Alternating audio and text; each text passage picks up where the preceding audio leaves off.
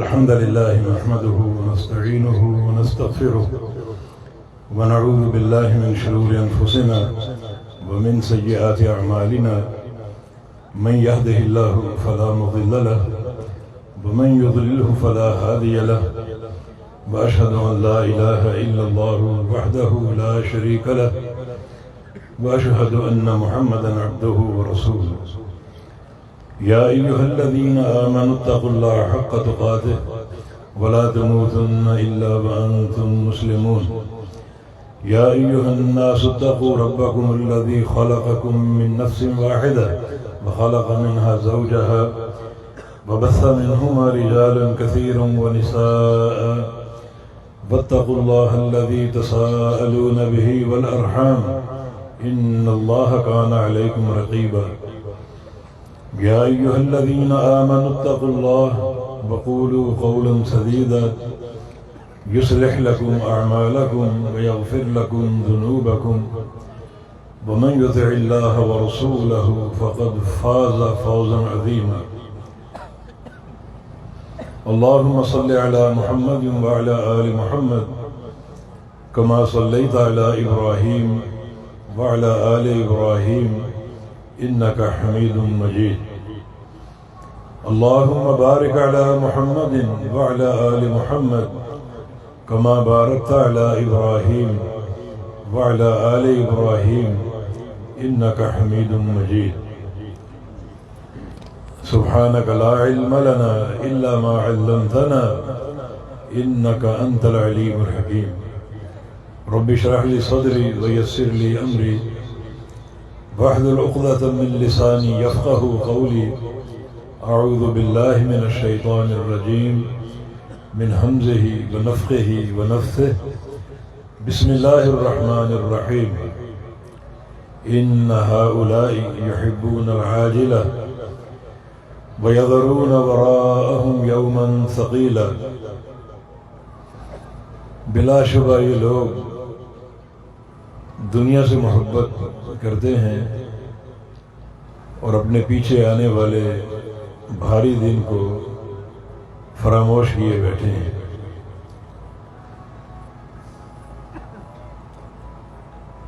آج کھوس کے اس مرکز میں حاضری کی سعادت ملی اور ابھی ہم نے مسجد کا سنگ بنیاد رکھا ہے۔ میں دل کی گہرائیوں سے فضیلت شیخ محمد خان توحیدی حافظہ اللہ اور ان کی پوری ٹیم کو اور جمیعت اہل حدیث سندھ کے تمام رفقاء کو مبارکباد بھی دیتا ہوں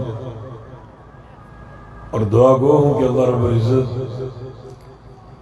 اس ادارے کو اور اس مسجد کو توحید و سنت کا مضبوط قلعہ بنا دیں، مسلک اہل حدیث کی آبیاری کا ایک عظیم مرکز بنا دیں، یہاں سے کتاب و سنت کی انوار پھوٹتے رہیں اور دنیا کو منور کرتے رہیں اور جہالتیں دور ہوتی رہیں اور تمام ضلالتوں کا قلع کواں ہوتا رہے۔ اللہ رب العزت اس ادارے کو، اس مسجد کو طلبہ سے، نمازیوں سے بھر دے اور جو نتائج اور مقاصد پیش نظر ہیں ہم سب کے، اللہ تعالیٰ ان کی تکمیل کی توفیق عطا فرما دے۔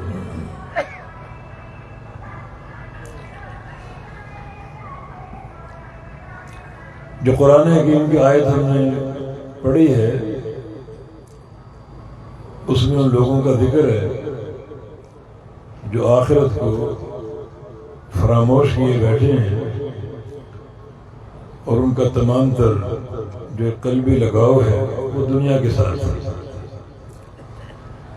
دنیا کا سوچتے ہیں اور دنیا سے دل لگائے بیٹھے ہیں، اور بعض وقت دنیا کے تکثر کی خاطر حلال و حرام کی تمیز بھی کھو چکے ہیں، بس مال اور صرف مال۔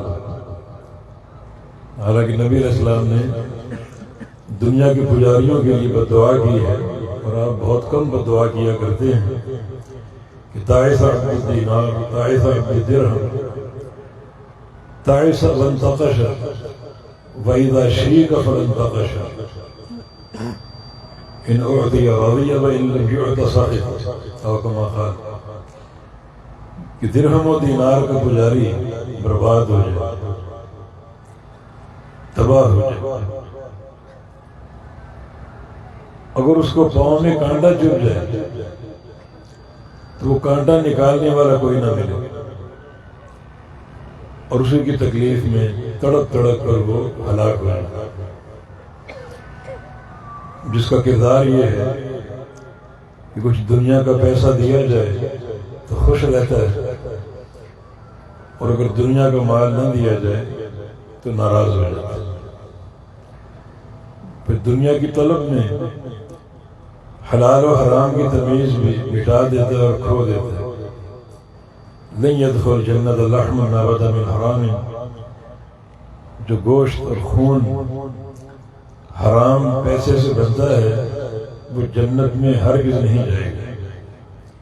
اللحم الذي نبت من حرام فالنار اولى به، جو گوشت یا خون رزق حرام سے بنتا ہے اس کی حقدار جہنم کی آگ ہے۔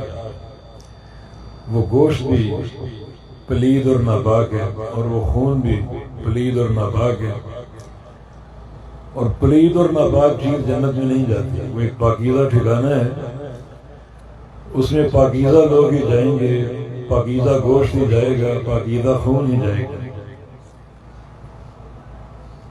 اصل معاملہ یہ ہے کہ ہم اپنی آخرت کی تیاری کریں، اور ہماری تمام تر سوچ کا محور آخرت ہے۔ جیسے ایک نبی علیہ السلام کا نوجوان صحابی ربیعہ بن کعب، تاریخ کے اوراق میں اس کا تعارف یوں ہے کہ شاب کان ہمہ الآخرہ، یہ ایک نوجوان تھا جس کی تمام تر سوچ کا محور آخرت تھی۔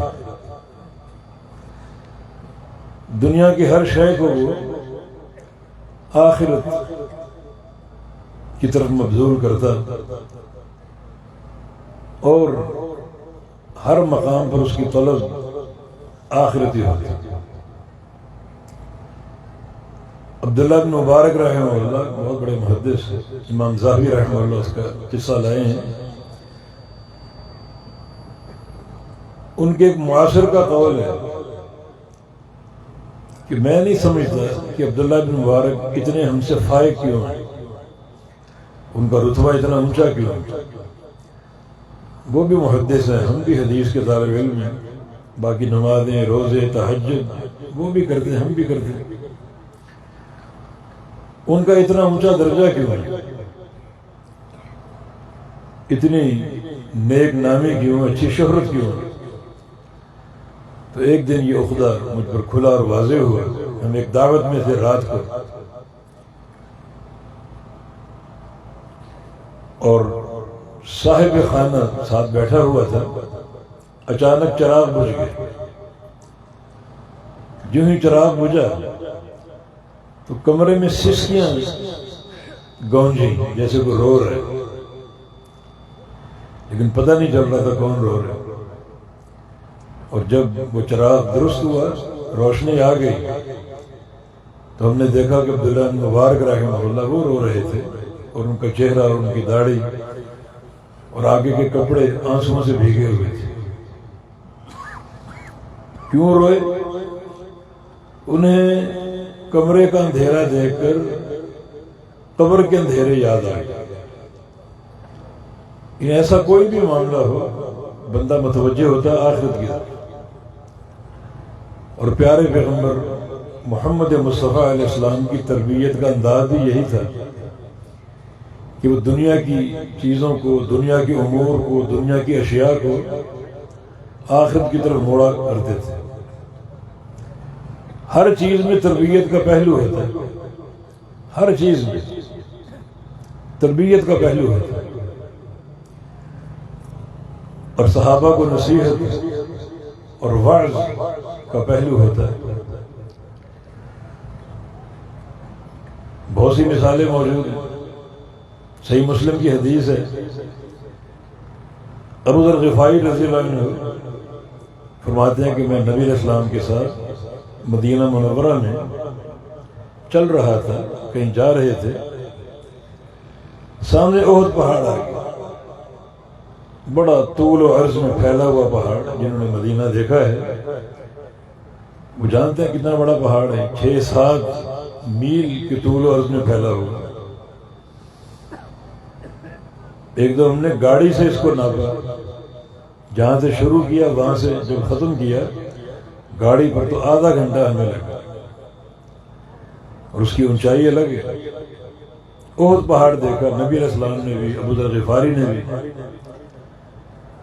فرمایا کہ ما احب ان احدا لی ذہب، یہ تربیت کا انداز۔ ابو ذر مجھے یہ پسند ہی نہیں کہ یہ احد پہاڑ جو ہے مجھے سونے کا بنا کر دے دیا جائے۔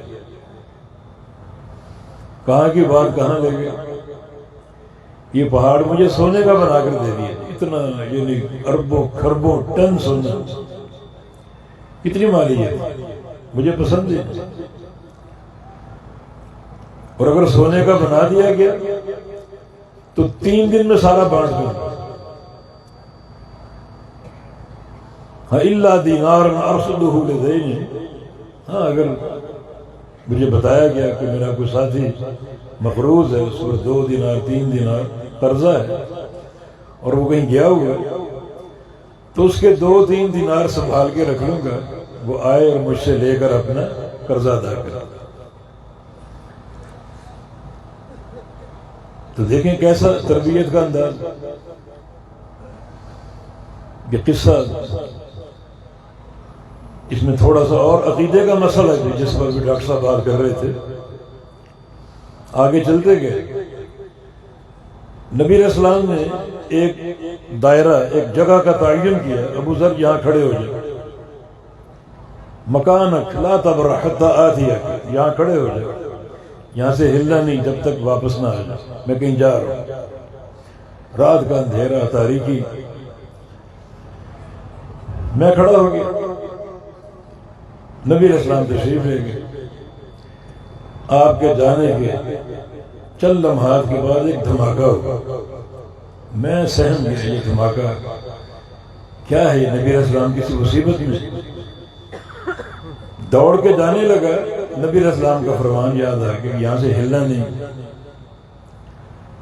یہ بھی ایک نکتہ ہے، ایک طرف محبت کا امتحان ہے، ایک طرف اطاعت کا امتحان ہے۔ محبت اطاعت سے خالی نہیں ہوتی، محبت کا تقاضا یہ کہ بھاگ کر جائیں، نبی علیہ السلام کو دیکھیں، کوئی حادثہ نہ پیش آ گیا، کیسا دھماکہ ہے۔ اور اطاعت کا عالم یہ ہے کہ یہیں کھڑا رہنا ہے، کہ اللہ کے نبی فرما کر گئے یہاں سے ہلنا نہیں۔ بڑی مشکل سے کھڑے ہوئے، اپنے آپ پر ضبط کیا، جبر کیا، کھڑے رہے۔ تھوڑی دیر بعد نبی علیہ السلام تشریف لے، تب ان کی جان میں جان آئی، یا رسول اللہ صلی اللہ علیہ وسلم، یہ کیا دھماکہ تھا؟ میں تو بہت ہی پریشان تھا، میں آنا چاہ رہا تھا، مگر آپ کا فرمان یاد آ گیا، یہاں سے ہلنا نہیں، تو مجھے بڑا ایک ضبط سے کام لینا پڑا۔ ابو ذر تم نے وہ دھماکہ سنا تھا؟ جی سنا تھا۔ فرمایا کہ وہ دھماکہ جبریل امین کی آمد پر ہوا، وہ میرے پاس آئے تھے، ان کی آمد اس دھماکے کے ساتھ، اس شور کے ساتھ ہے۔ تو کیوں یہ دھماکہ کیوں ہوا؟ تو 23 سال آتے رہے، کبھی دھماکہ نہیں ہوا، آج کیوں؟ دراصل ایک بڑا اہم پیغام لے کر آئے تھے، بڑا اہم، اور وہ پیغام ہم اہل حدیثوں کے لیے بشارت ہے۔ آپ کا مسلک آپ کو مبارک، آپ کا اہل حدیث ہونا آپ کو مبارک۔ کیا پیغام تھا؟ من مات من امتک لا یشرک باللہ شیئا فبشرہ بالجنہ، آپ کی امت کا جو فرد اس طرح مرے، اس کی موت اس طرح ہے کہ اس نے شرک نہ کیا تو اس کو جنت کی بشارت ہے. شرک نہ کیا. ڈاکٹر صاحب بتا رہے تھے بحمد اللہ توحید راسخ اور کامل اور شرک سے پوری طرح پہلو تہی اور بچاؤ. اگر کسی جماعت کے پاس ہے تو وہ جماعت اہل حدیث ہے بس. بہت سے لوگ پھسل چکے ہیں، بہک چکے ہیں، سیاسی علائق کی خاطر الولاء والبراء کو ذبح کر چکے ہیں. مشرکین سے مبتدعین سے باہوں میں ڈاہیں ڈال کے مسکراتے ہیں. مظاہر عمومی پر ستیہ ناس ہے توحید کا. لیکن اہل الحدیث اور خاص طور پہ جمعیت اہل حدیث سے ان کا منہج، ان کا عقیدہ، ہمارے شیخ بدی الدین راشدی رحمہ اللہ ان کی تربیت اسی توحید خالص پر تھی. مولانا عبدالرحیم پچھمی رحمہ اللہ، مولانا انور ملا جن کا ذکر ہو رہا تھا، اسی توحید خالص کی آپ یاری کرتے ہوئے گئے. ہمارے شیخ رحمہ اللہ توحید گھول گھول کر پلا گئے ہمیں، اور اس سینوں میں راسخ و مضبوط. نہ کوئی لالچ، نہ کوئی ووٹ کی حرص، نہ کوئی نوٹ کی طلب. کوئی چیز ہم اس عقیدہ توحید سے برگلا نہیں سکتے. یہ حدیث ایک عظیم بشارت ہے اہل الحدیث کے لیے جن کے پاس توحید خالص ہے. مسئلہ عبودیت کا ہو، الوہیت کا ہو، ربوبیت کا ہو، اسماء و صفات کا ہو، الولاء والبراء کا ہو. یہ تو پہلا مسئلہ ایمان قبول کرنے کے بعد. لا تجد قوما یؤمنون باللہ والیوم الآخر یوادون من حاد اللہ ورسولہ. اے محمد صلی اللہ علیہ وسلم، اس زمین کے نقشے پر ایسی قوم آپ کو نہیں ملے گی. کون سی قوم؟ جو اللہ پر ایمان رکھتی ہو، اللہ کی توحید کو مانتی ہو، روز آخرت کو مانتی ہو، اور وہ محبت کرتے ہوں ان سے جو اللہ اور اس کے رسول کے دشمن. ایسی قوم نہیں ملے گی.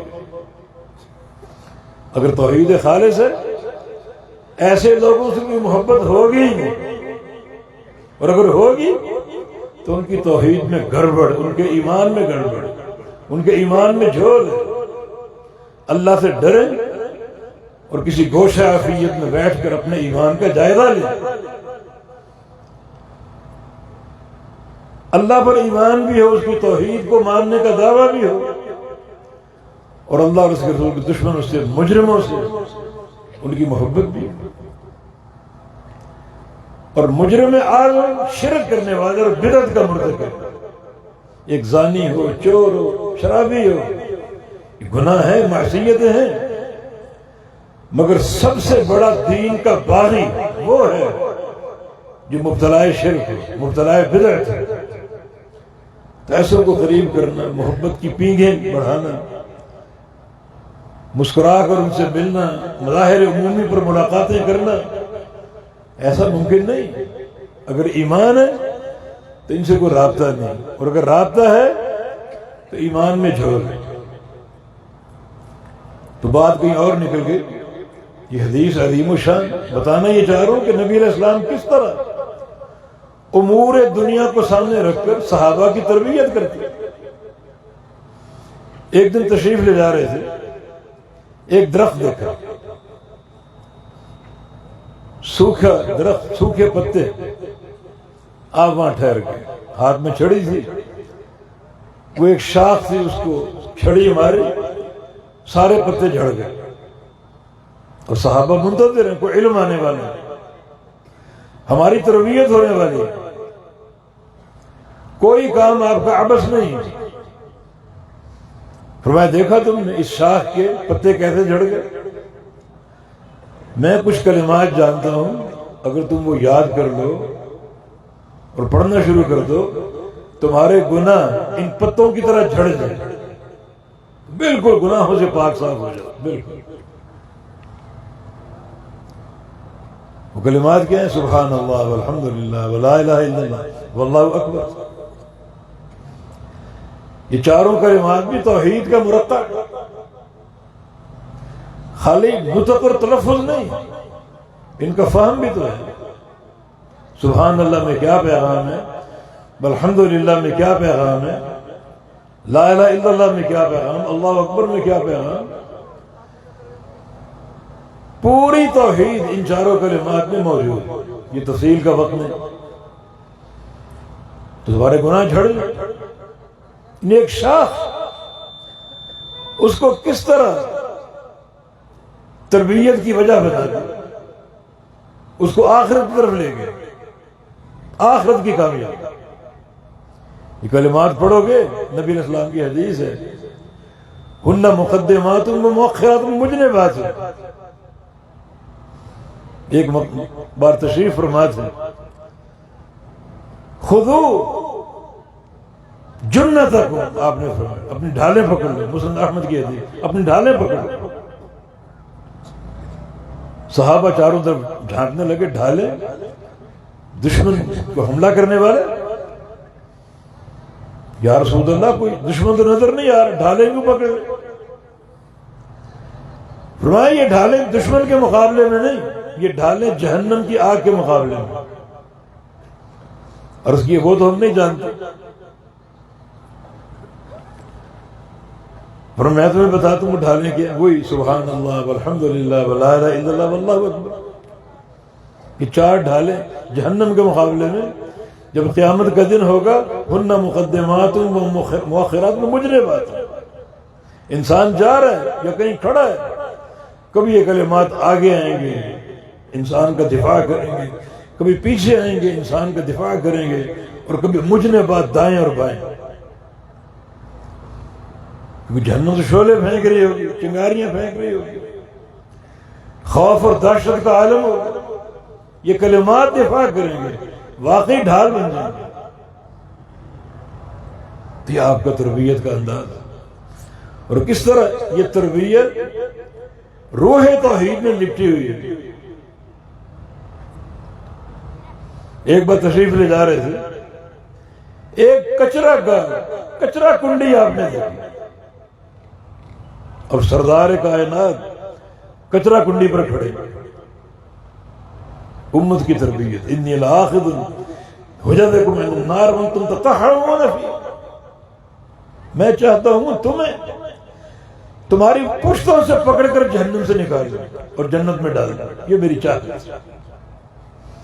نبی کا اخلاص اپنی امت کے لیے، کچرا کنڈے میں کھڑے، بلکہ ایک مردہ بکری پڑی ہوئی چھوٹے قد کی، اس کا کان پکڑ لیا، صحابہ کی تربیت کے لیے، امت کی تربیت کے لیے۔ میں یاخذ ھذا منی بدرہم، آؤ مجھ سے سودا کرو، یہ بکری 1 درہم کی خرید لی۔ عرض کیا کہ یہ بکری چھوٹی جدی اسکا منتنت، کان کٹی، چھوٹے قد کی، بدبودار، اسے کون گھر میں رکھے گا، جا کے خرید لے۔ عرض کیا اگر یہ بات طے شدہ ہے، اس کو خریدنے کے لیے تیار نہیں ہے، للدنیا احبر عند اللہ من هذه الجیفة علی اہلها، اللہ کے نزدیک دنیا اس مردار سے بھی زیادہ بدبودار اور قابل نفرت۔ ان هؤلاء يحبون العاجلة ويذرون وراءهم يوما ثقيلا، اس دنیا سے دل لگانا اس سے بھی زیادہ بدبودار ہے اللہ کے نزدیک دنیا۔ یہ جیفا، یہ مردار جس سے تم نفرت کر رہے ہو، گھر لے جانے کے لیے تیار نہیں ہو، دنیا اللہ کے نزدیک اس سے بھی زیادہ بدبودار۔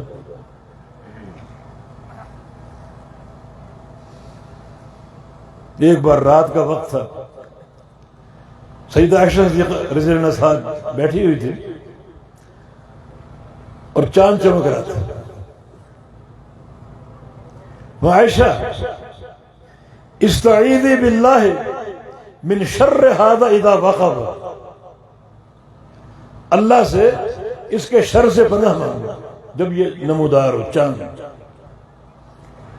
شر چاند کا نہیں، چاند تو نور ہے، چاند رات کو آتا ہے، شر رات کا۔ رات کا شر، اس کے شر سے پناہ مانگو۔ جب بھی یہ نمودار ہو، طلوع ہو، مانا رات کے شر سے۔ اور رات واقعی منبع شرور ہے، بہت سے شر لے کر آتے ہیں۔ رات کو ڈاکو نکلتے ہیں، چور نکلتے ہیں۔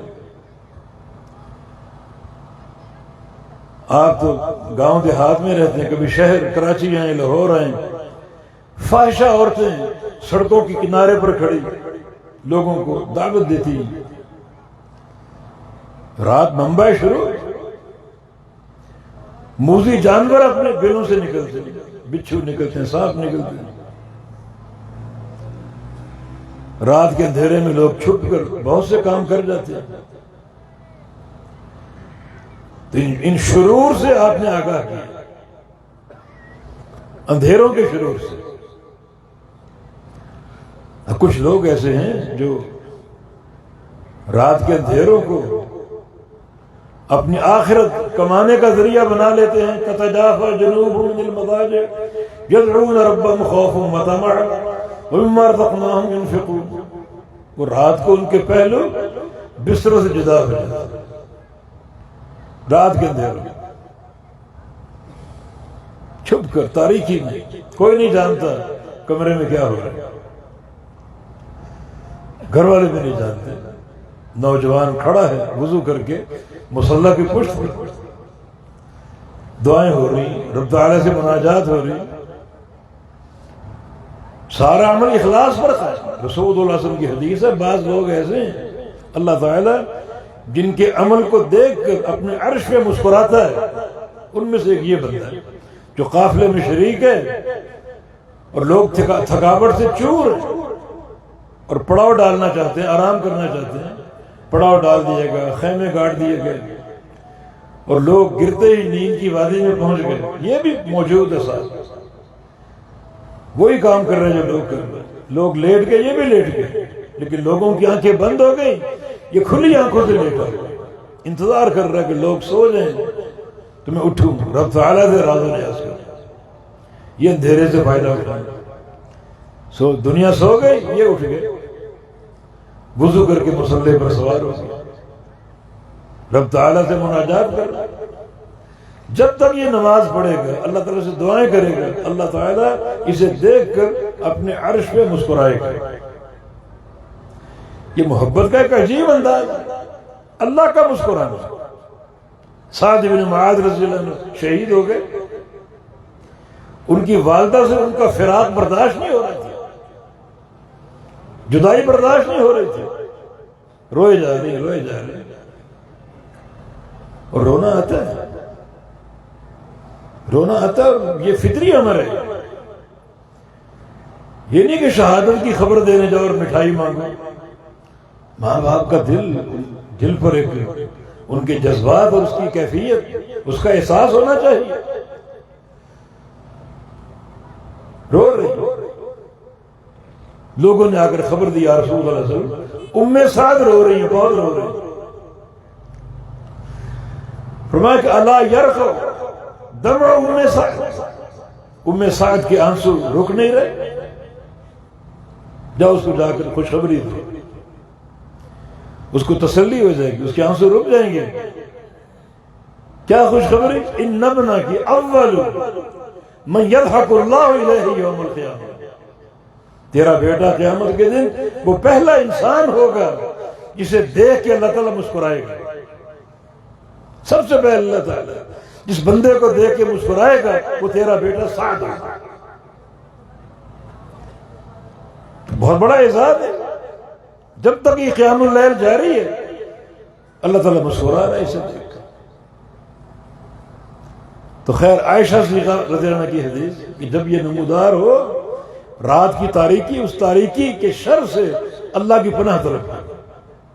یہی چاند ایک دفعہ آب و تاب سے چمک رہا تھا، نبی علیہ السلام چاند کو دیکھ رہے، کچھ صحابہ ساتھ تھے، 14ویں کا چاند۔ تو آپ نے ایک اعتقادی تربیت کی صحابہ کی، یہ دنیا کے سارے امور آخرت کی طرف مبذول فرماتے اور آخرت کے حوالے سے تربیت فرماتے. چودھری کا چاند دیکھا، صحابہ بھی دیکھ رہے. فرمایا انکم سترون ربکم کما ترون القمر لیلۃ البدر لیس دونها سحاب اور لا تضارون فی رؤیتہ. ایک دن آئے گا جیسے اس چاند کو دیکھ رہے ہو ایسے تم اپنے رب کو دیکھو گے، رب کے چہرے کو دیکھو گے. اور یہ بڑا معرکۃ الآراء اعتقادی مسئلہ ہے، بڑا معرکۃ الآراء. اکثر لوگوں کے عقیدے میں انحراف ہے. اہل الحدیث اہل السنہ اللہ تعالیٰ کے چہرے کے دیدار کے قائل ہیں. معتزلہ اس کا انکار کرتے ہیں، وہ کہتے ہیں نہ چہرہ ہے نہ اس کا دیدار. اگر چہرہ مان لیں تجسیم لازم آئے گی، جہت لازم آئے گی، دونوں کا انکار. اشاعرہ ماتریدیہ جن کی کوشش ہوتی ہے کہ ہر معاملے میں معتزلہ کی ہم نوائی کریں یا ان کو چھوڑنا پڑ رہا ہے. اللہ کے دیدار کے نصوص موجود ہیں. وجوہ یومئذ ناظرہ الی ربہا ناظرہ. اس دن چہرے تر و تازہ ہوں گے، رب تعالیٰ کے چہرے کو دیکھنے والے ہوں گے. نصوص موجود ہیں. رؤیت کا انکار نہیں کر سکے لیکن جہت کا انکار کر گئے. اس بارے میں ہمارا آدھا عقیدہ اہل السنہ کے ساتھ ہے، اہل الحدیث کے ساتھ ہے، اور آدھا عقیدہ معتزلہ کے ساتھ ہے. اہل الحدیث ان کا عقیدہ بحمدللہ پوری طرح حق پر صداقت پر قائم ہے.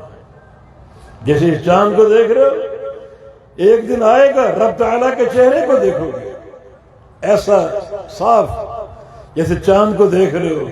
بیچ میں کوئی بادل حائل نہیں ہے، کوئی گرد و غبار حائل نہیں ہے، بالکل سیدھا چمکدار چاند دیکھ رہے ہو. یہ تشبیہ نہیں ہے. یا مت سمجھے کہ اللہ تعالیٰ کے چہرے کو چاند سے تشبیہ دی گئی. ایک رؤیت اور ایک مری، دیکھنا اور جس کو دیکھنا. یہ تشبیہ دیکھنے کے اعتبار سے ہے، جس کو دیکھا جا رہا اس اعتبار سے نہیں. لیس کمثلہ شیء، اللہ ہر تشبیہ سے پاک ہے. اس کا چہرہ حق ہے کیسا جیسا اس کے لائق ہے، تشبیہ سے پاک ہے. پھر آپ نے ایک بات کہی، من استطاع اللہ یغلب علی صلاۃ قبل طلوع الشمس وعلی صلاۃ قبل غروبها فلیفعل. اگر تم میں طاقت ہو تو ایک کام کر جاؤ. دو نمازیں، ایک نماز وہ جو سورج کے طلوع ہونے سے قبل یعنی فجر کی نماز، اور دوسری سورج کے غروب ہونے سے قبل یعنی عصر کی نماز. ان دو نمازوں پر، ان دو نمازوں کے اوقات پر دنیا کی کوئی شے غالب نہ آئے تو کر جاؤ ایسے. مانا جو بندے ان دو نمازوں کی حفاظت کرتے ہیں ان کو لازماً یقیناً اللہ کے چہرے کا دیدار حاصل ہوگا. اور مسائل بھی، عقیدہ کا مسئلہ، عقیدہ اس سے مقدم ہے، وہ پہلے. للذین احسنوا الحسنی وزیادہ. اس کی تفسیر عبداللہ بن عباس فرماتے ہیں احسنوا اے قالوا لا الہ الا اللہ، الحسنى اے الجنہ، وزیادہ اے النظر الى وجہ الرب تبارک و تعالی. جو لوگ احسن مانا جو لا الہ الا اللہ کہتے ہیں، توحید کو مان لیں، ان کے لیے کیا ہے؟ الحسنى جنت، وزیادہ اور کچھ زیادہ اور بھی. وہ زیادہ اور کیا ہے؟ یہ تفسیر اللہ کے نبی سے منقول ہے. وہ زیادہ اللہ کے چہرے کا دیدار ہے. مانا یہ چہرے کی زیارت اس کی اساس عقیدہ توحید. توحید میں خلل ہے تو زیارت حاصل نہیں ہوگی، دیدار حاصل نہیں ہوگی. اور ساتھ ساتھ یہ دو نمازیں، ہر نماز کے پابندی ضروری، مگر یہ دو نمازیں ایسی ہیں کوئی شاید پر غالب نہیں، عصر کی اور فجر کی. اور کچھ لوگ ان دو نمازوں کو چن کر باقاعدہ ہمیشہ ہمیشہ کے لیے لیٹ ادا کرتا، فجر کی نماز، عصر کی نماز۔ ایک دفعہ ہمارے شیخ رحمہ اللہ، شیخ بدیع رحمہ اللہ کراچی میں تشریف فرما تھے، ساتھ بیٹھا ہوا تھا، تو احناف کی مسجد سے عصر کی اذان ہوئی، تو فرمایا کہ عصر کی نماز ہمارے لیے الارم ہے کہ مغرب کی تیاری کر لو۔ اتنا لیٹ، اتنا لیٹ۔ اور فضیلت کا مدار کیا ہے؟ ان دو نمازوں پر کوئی چیز غالب نہ ہے، نہ کوئی میٹنگ، نہ کوئی خوف، نہ کوئی لالچ، نہ کوئی اور مصروفیت۔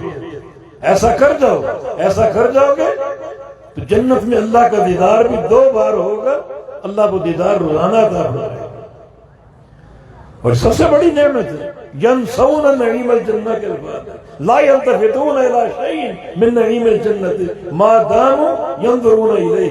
جب تک جنت میں اللہ کا دیدار قائم رہے گا، جنتی جنت کی کسی نعمت کو جھانک کر نہیں دیکھے گا، یہ حور و قصور سب بھول جائیں گے، میوے اور جو جنت کی نہریں سب بھول جائیں گے، جب تک اللہ کا دیدار قائم رہے گا۔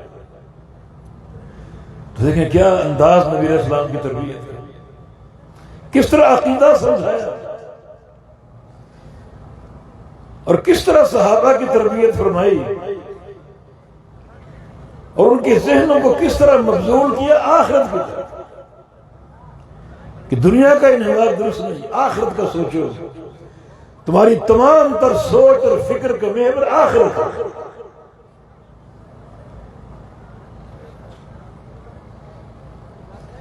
تو اس طرح کے واقعات آپ کی زندگی میں، آپ کتب حدیث اٹھا کر دیکھیں، بے تحاشا صحیح بخاری میں ایک جنگ کے احوال ذکر ہے، مشرک کچھ مرد عورتیں قیدی ہو گئے، تو ایک قیدی عورت کا بچہ گم گیا، بچے کو تلاش کر رہے بڑی بے قراری سے، نبی علیہ السلام دیکھ رہے ہیں، صحابہ دیکھ رہے ہیں، یہاں بھی آپ نے تربیت کا نقطہ کھڑا کر دیا، فرمایا کہ حل ترونها طارحة ولدها فی النار، اس خاتون کو اگر اس کا بچہ مل جائے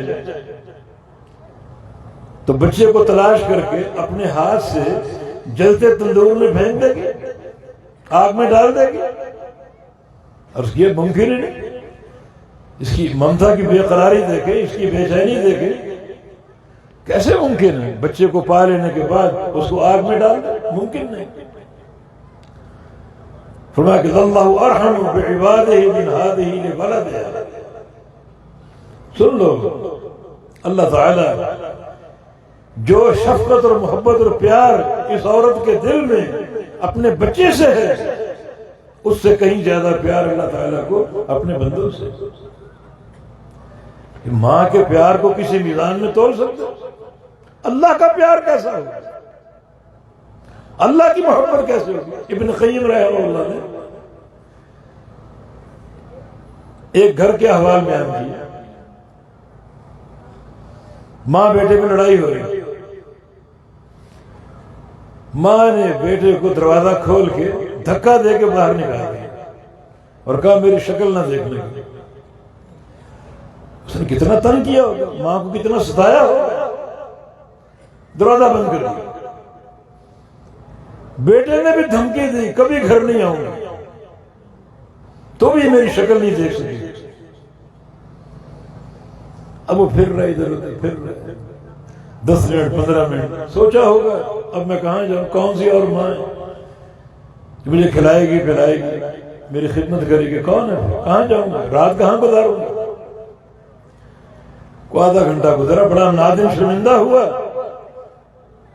اور بوجھل قدموں سے گھر کی طرف آ گیا اور آہستہ سے دروازے کو کھٹکھٹایا، دروازہ بھی فوراً کھل گیا، ماں بھی وہیں کھڑی۔ یہ ماں کا پیار، دروازہ کھلا، بیٹا ماں سے معافی مانگ رہا اور ماں اس کو سینے سے لگا رہی، یہ ماں کا پیار۔ عبداللہ بن عباس سے کسی نے پوچھا قیامت کا حساب سارا کون لے گا، اربوں خربوں لوگ ہوں گے، فرمایا کہ اللہ لے گا۔ تو کہتا ہے فزت رب الکعبہ، پھر تو میں کامیاب ہوں۔ اللہ کا پیار ماں کے پیار سے زیادہ ہے، پھر تو میں کامیاب ہوں۔ ایک بیٹا بستر مرگ پہ تھا، اپنی ماں سے پوچھتا ہے اگر قیامت کا میرا حساب آپ کے ذمہ دے دیا جائے کہ اپنے بیٹے کا حساب تو لے لے تو کیا مجھے جہنم میں ڈالے گی؟ کہا کہ بیٹا کیوں؟ میں اپنے بیٹے کو جہنم میں کیوں ڈالوں، جنت میں ڈالوں گی۔ فرمایا اگر یہ بات ہے تو اللہ کا پیار تجھ سے زیادہ ہے۔ اللہ اپنے بندوں سے ماں سے بڑھ کر پیار کرتا ہے۔ تو نبی علیہ السلام کی تربیت کا انداز اس عورت کے قصے سے صحابہ کے ذہنوں کو آخرت کی طرف پھیرا۔ اللہ کی رحمت، اس کا سال ہونا بیان کیا کہ قیامت کے روز جنت کا داخلہ اللہ کی رحمت کے بغیر ممکن نہیں، اللہ تعالیٰ کی رحمت کے بغیر۔ لن يدخل احدكم عمله الجنہ، صحیح بخاری کی حدیث، لن يدخل احدكم عمله الجنہ الا برحمت اللہ، تمہارا عمل تمہیں جنت میں داخل نہیں کر سکے گا جب تک اللہ کی رحمت نہیں۔ عرض کیا گیا ولا انت یا رسول اللہ، آپ بھی، کہ آپ بھی اپنے عمل کی بنا پر جنت میں نہیں جا سکیں گے؟ آپ بھی جنت کے داخلے کے لیے اللہ کی رحمت کے محتاج ہیں۔ حالانکہ آپ کے عمل تو اسوہ حسنہ، آئیڈیل اور مثال قوموں کے لیے، قیامت تک کے لیے، تو آپ بھی فرمایا کہ ہاں ولا انا الا ان یتغمدنی اللہ برحمتہ، جب تک میرا رب مجھے رحمت سے ڈھانپ نہ لے تب تک میں بھی نہیں جا سکتا۔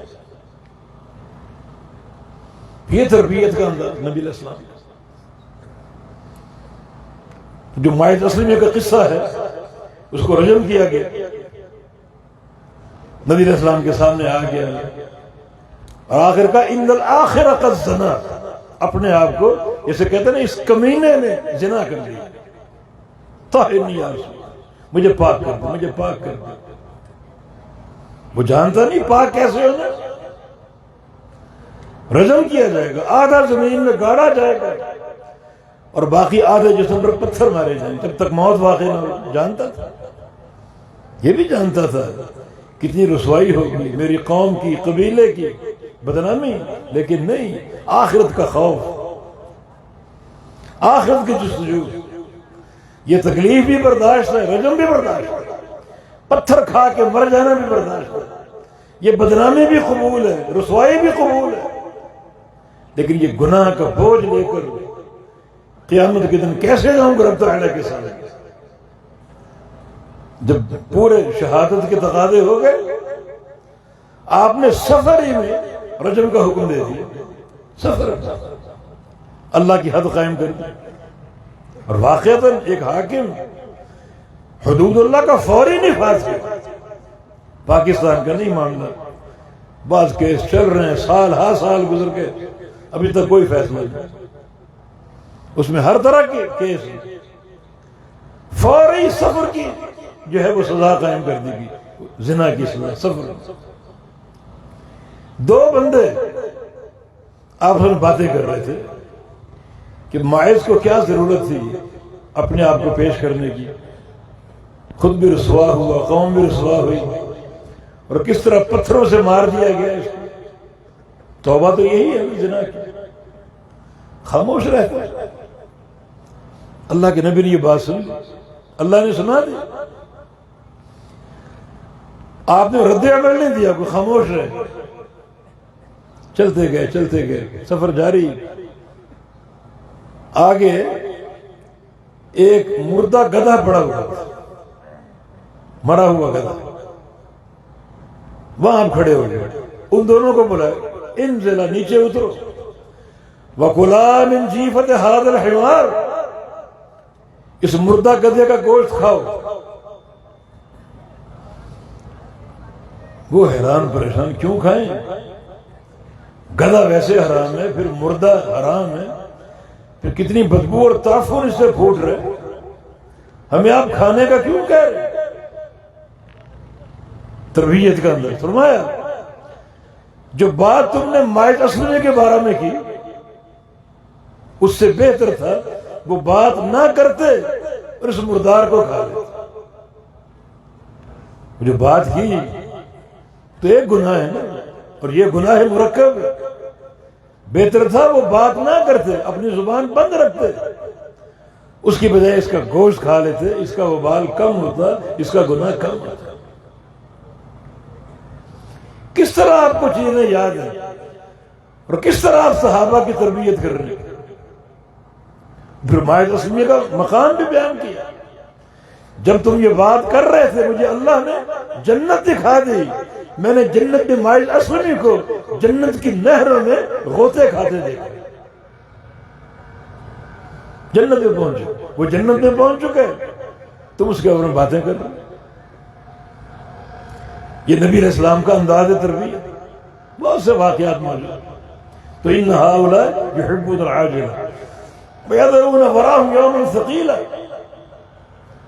تم آخرت کو فراموش کیے بیٹھے ہو اور تمہاری تمام تر توجہ دنیا کی طرف ہے، انہماک دنیا کی طرف ہے.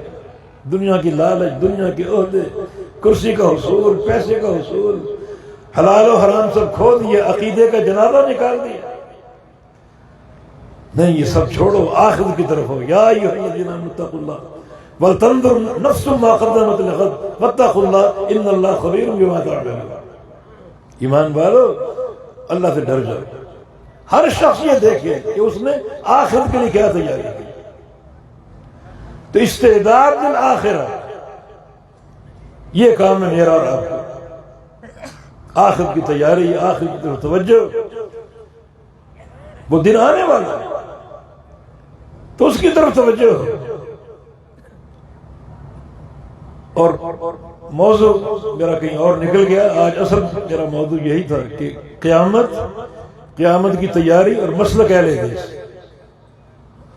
ہر مرحلے پر جو کامیابی کے اصول ہیں اللہ تعالیٰ کے سامنے کھڑا ہونا، وزن اعمال، پل صراط، حوض کوثر، ان سارے اعمال میں جو کامیابی کا عقیدہ، عمل جو موجود ہے وہ عین مسلک اہل حدیث کا منہج. بات کہیں اور نکل گئی.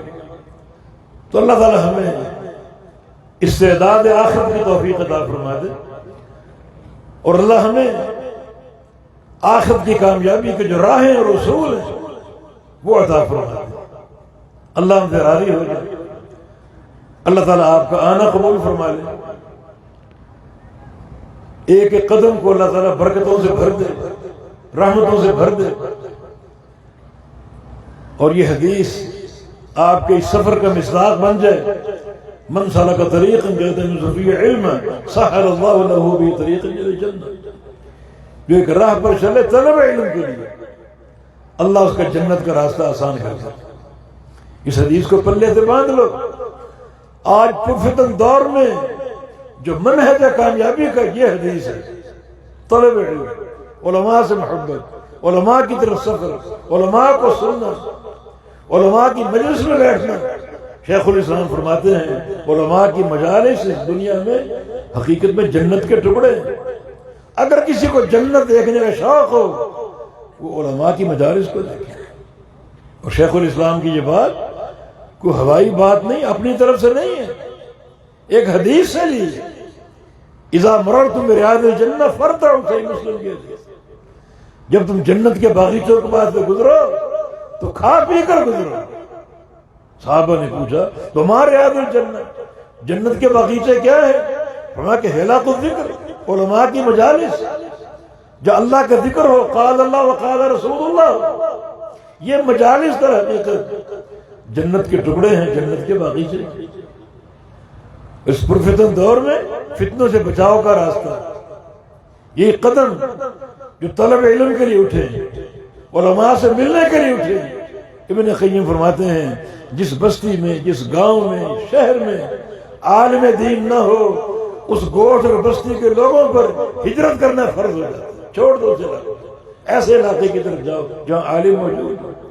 سفیان بن عیینہ کا قول ہے ایک فقیہ اور عالم اگر پہاڑ کی چوٹی پر بیٹھا ہو روزانہ اس سے ملنے جاؤ. حالانکہ پہاڑ پہ چڑھنا بھی مشکل ہے، اترنا بھی مشکل ہے، لیکن یہ مشکل جھیل لو. معاملہ علم کا.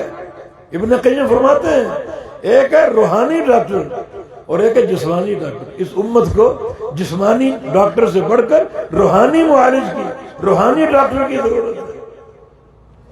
جسمانی ڈاکٹر ملے یا نہ ملے گزارا ہو سکتا. گھروں کے بوڑھے نانیاں دادیاں اور بوڑھے لوگ اپنے تجربے سے کئی امراض کا علاج کرتے ہیں. کھانسی ہو، پیٹ درد ہو، سر درد ہو، نسخے موجود ہوتے ہیں ان کے پاس. مگر روحانی امراض جو ہوتے ہیں اس کا کوئی نسخہ نہیں. اس کا نسخہ وحی الہی ہے، کتاب و سنت ہے، قرآن و حدیث. اس کا مصدر منبع علماء ہے، علماء کی بات. تو اس پرفتن دور میں اپنے منہج کو پہچانو، یہ قدم اٹھاؤ بار بار. علماء کی مجلس کا آپ کو علم ہو، سفر کر کے جاؤ. تو میں شکر گزار ہوں اپنے فاضل بھائی کا اور محمد خان توحیدی اور ان کی ٹیم کا، جنہوں نے اس پروگرام کا انعقاد کیا اور آپ سے بحمدللہ ملاقات ہوئی. اس کے علاوہ ہمارے مہمانان گرامی قاری عبدالسلام عزیزی القاری المقرئ حافظہ اللہ، وہ اپنی ٹیم کے ساتھ یہاں موجود ہیں اور جگہ جگہ ان کے پروگرام بھی ہو رہے ہیں. آج یہاں ہیں، کل سکھر میں تھا اور آئندہ کل کراچی میں انشاءاللہ ہوگا. اللہ تعالیٰ ان کو جزائے خیر دے، انہیں بھی، ان کے رفقاء کو اور ان کی ٹیم کو اللہ تعالیٰ اخلاص عطا فرما دے اور اللہ تعالیٰ قبول فرما دے اور اللہ ہم سب سے راضی ہو جائے. یا اللہ جس طرح آج تو نے آج یہاں ہمیں جمع ہونے کی توفیق دی، اسی طرح ہمیں کل جنت الفردوس میں جمع فرما دینا، اکٹھا فرما دینا. اقول قولی ھذا واستغفر اللہ لی ولکم واخر دعوانا ان الحمد للہ رب العالمین.